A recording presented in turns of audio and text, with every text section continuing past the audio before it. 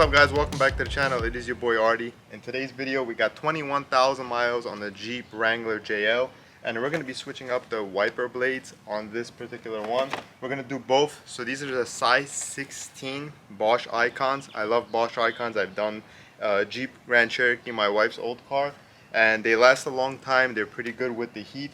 As you guys can see right here, this is torn already. The heat did its work on it and it's really bad. So we're going to replace both of these, and I'm also going to link these in the description below if you guys want to buy them through my Amazon links. So let's get to work. So first thing, you're going to lift the arm like this, and your wiper blade is going to be up from the window. Be very careful, you don't want to drop this on your windshield. So you have a small tab right here, and if you press the tab in, then you basically pull out like this, and it's going to come out. So you pull out towards your windshield.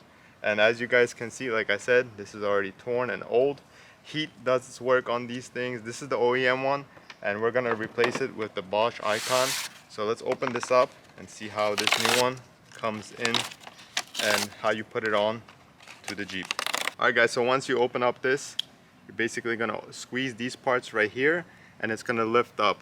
You're basically gonna have to slide it in, but watch, let me show you how this is done.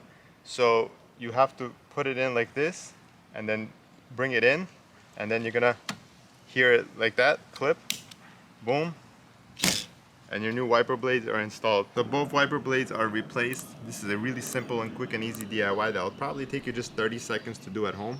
Alright guys, thanks for watching another DIY video. If you're new to the channel and this video was helpful, give it a thumbs up and don't forget to subscribe to the channel. I'll catch all of you on the next one. Peace!